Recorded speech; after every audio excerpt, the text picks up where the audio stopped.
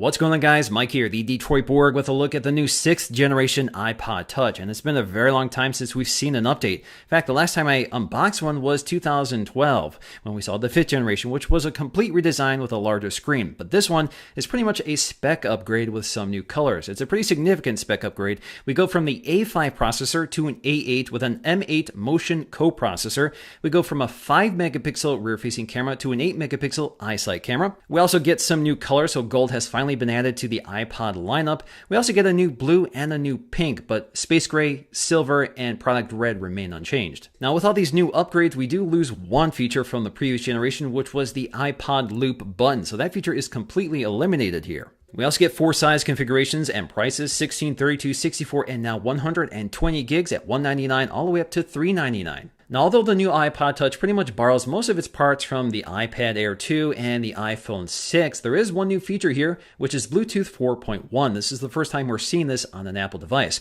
But the iPod Touch, just like other Apple products, now supports 802.11ac Wi-Fi with dual band support. Now, the packaging is pretty familiar for the iPod Touch. We have this nice crystal case which shows off the design and the color. Along the back, you have your capacity. So we have 4 capacities to pick from, so make sure you walk away with the right one. Of course, we have our iPod Touch branding along the side, Apple logo on the top, and on the bottom you have your serial number information. Now, to open this box, you have this little piece of tape along the top to pull off. Once you pull this off, the lid flops open and is hinged toward the bottom with another piece of tape you can leave in place. Now, the iPod Touch is sitting in a plastic tray which is clamped at either side on the top and bottom. Now, in order to remove it, you have to peel up the label. So you have a little tab at the bottom, just peel up the label and the casing will just pop off. And there we go, we have our naked iPod Touch ready to boot up. Now, inside we have some paperwork with some instructions. Of course, this will vary depending on what version of iOS you're running. We also get a set of Apple stickers, which unfortunately are not color keyed to this iPod. In terms of the accessories, of course, we get a Lightning to USB cable, which is nicely tied up here with this paper wrapper.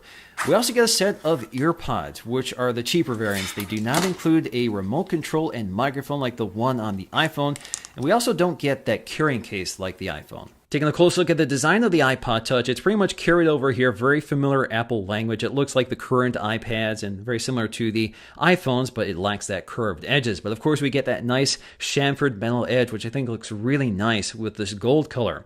We have a 4-inch Retina display unchanged here, resolution of 1136 by 640, good for 326 ppi. It's a really nice display, although not terribly large here. Of course, it's much smaller than the new iPhone 6, but this does mean that Apple is pretty much committed to the 4-inch form factor with this new generation. The iPod Touch also gets the upgraded FaceTime HD camera, good for 1.2 megapixel photos, f2.2 aperture, and 720p HD video with backside illumination. Unfortunately, the iPod Touch is still lacking an ambient light sensor. Now, unfortunately, the iPod Touch did not get Touch ID, so the home button is pretty much unchanged, but you can see with this gold color, it's actually color matched to the gold finish, which is kind of nice. Along the side, we'll find these pill-shaped volume controls, which are metal and color matched to the body.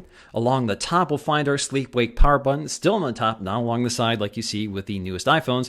On the bottom, we have our Lightning connector, our speaker grill, and our headphone jack. You can see everything is color matched, including the surround of the Lightning port and the grill of the speaker. On the back, we have our new 8 megapixel iSight camera, good for 1080p HD video. We also have an LED flash, pretty much carried over from last generation. And between those, we'll find our microphone. Now, notice on the gold version and the space gray version, you do get a color matched camera ring. Now, toward the right, you'll find this black patch, which is a Wi-Fi window. Basically, this is a plastic trim piece, which is radio transparent, so Wi-Fi and Bluetooth can pass through it.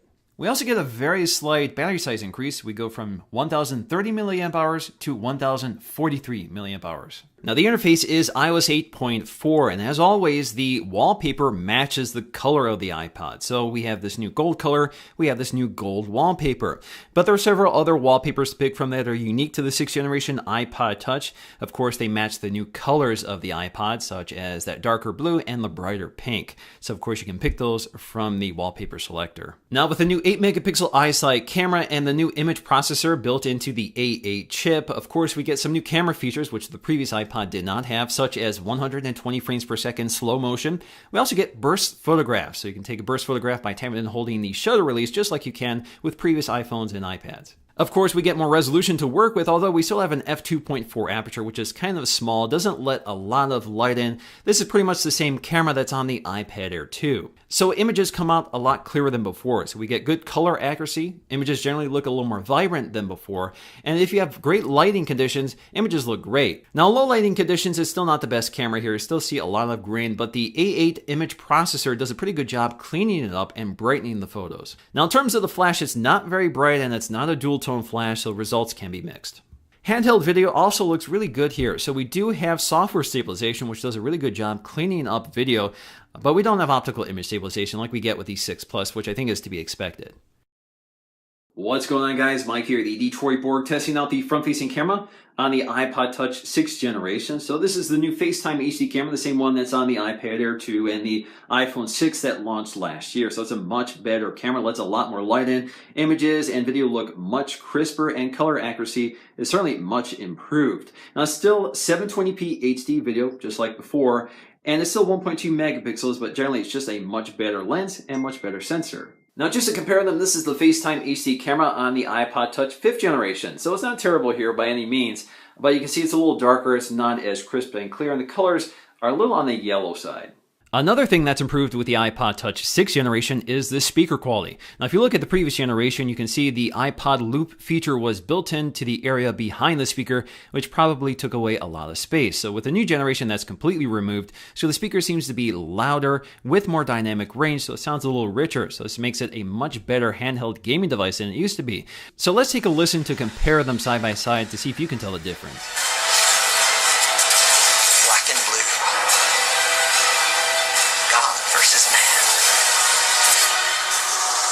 Versus night.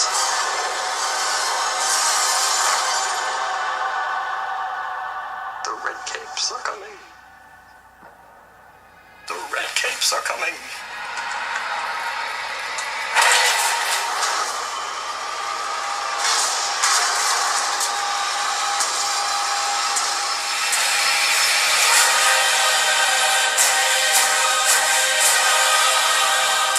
In terms of our Geekbench scores, this is where we see massive gains. So we see almost a 6-fold increase in performance over the previous generation. So we go from 215 to 1364 on the single core and 414 to 2443 on the multi-core score. Although the iPod Touch and the iPhone 6 have an